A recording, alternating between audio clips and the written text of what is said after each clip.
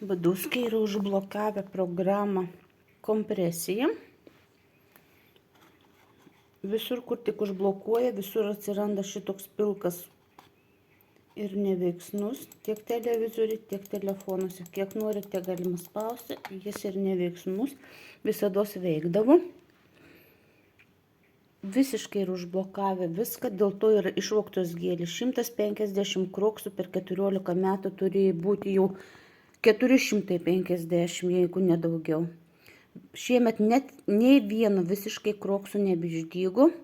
Bados išskyrus paliko duobutės. Badauskienė toliau vagė, toliau valdo mūsų įrenginius, toliau Telšių policija dangstų nusikaltimus, vagystės, įsilaužimus, kibernetinius vagystės. Jeigu mane nuteisė už šmeižtą, bet Badauskams nei vieno kaimyno nėra, vieninteliai Badauskai, kurie gali vogti elektrą, tą jie ir daro. Priešingai negu Baranausko gatvėje, kai buvo, galėjo apkaltinti kitus asmenis. Pagautas Badauskas įsilaužęs į namus. Badauskienė tebėra įrašas, kuris bus pateiktas notarui, kuris patvirtintų įrašą ir balsus. Ir bus duota vėl iš naujo teismui, bei aukščiausiam teismui. Ir toliau eisim į Europos žmogaus teisių komitetus į Strasbūrą. Užtruksim 3-4 metus, bet ši grupuotė bus visa susodinta į kalėjimą. Taipogi Tamušauskas, Balkauskienė, Sauserė Elina, apeliacinio teismo teisėjai ir prokurorai, kurie piktybiškai ignoravo nusikaltimus, sakydami, kad byla yra nesusijusi su naujais faktais, nes yra pradėta tyrimas jau Telšiuose. Telšiai tyrimo nepradėjo ir net nebando pradėti, ignoruoja visus nusikaltimus. Telšių policija tarpininkauja banditų grupuotė, kurie apiplėšinėja namus, reketuoja žmonės, įstaigas, įmonės, nemoka mokesčių iš bitkoinų kriptovaliutos. Tai yra išsaugotas lapas, 300 000 pavedimų vienu metu. Telefonų įrenginiai ir mano paskyros yra užgrobtos ištisą parą, 15 įrenginių, 6 šeimos.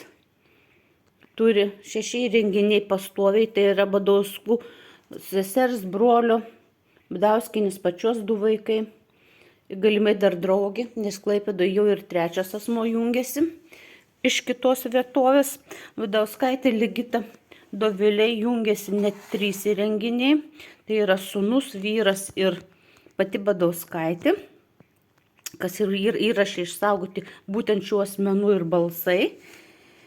Kad Badauskaitės Ligitos vyras sako, viskas bus gerai, kada pagavau juos darant nusikaltimą. Šis įrašas yra išlikęs. Badauskaitės draugė mokina, patarinėja, kaip sunaikinti įkalčius. Badauskienė pasakoja, kad kompiuteriai iškrauti, nes elektrą mes taupom. Įsilaužusi, jinai labai gerai žinojo, ką mes išsijungiam ir ką neįsijungiam. Vagystė toliau vyksta. Niekaip nepavyksta mums atkurti nors vienos apsaugos kameros, nors lauke. Šiandien viena kamera suveikė, pagrindinė balta, ir Badauskai ją vėl užblokavo. Tai va, Badauskams blokuoti reikia tam, kad Badauskienė su Badausku turi visišką priklausomybę vagystė. Jie negali nevogę be gyventi, nes tai yra 60 metų asmenys ir jie jau turi priklausomybę. Badauskas yra maniakas, subadė padangas, padegė prie konteinerių, įsilaužė į namus, užpylė šilumos katilą, dabar visiškai atjungė šilumą, daugiau 23 laipsnių nebepakyla. Gerai, kad galim židinį dar pakūrenti.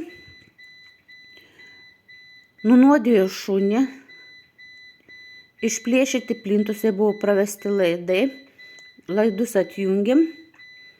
Toliau Badauskai vykdo nusikaltimus, toliau vyksta gėlių vagystės, ką yra įrašai ir išsaugota.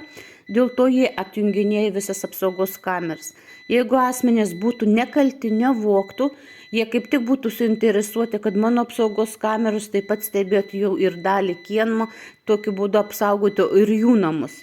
ką priešingai daro patys Badauskai, pasijungia jau 14 metų, turi apsaugos kamerą, kuris stebi mūsų namus, notaro kiemą.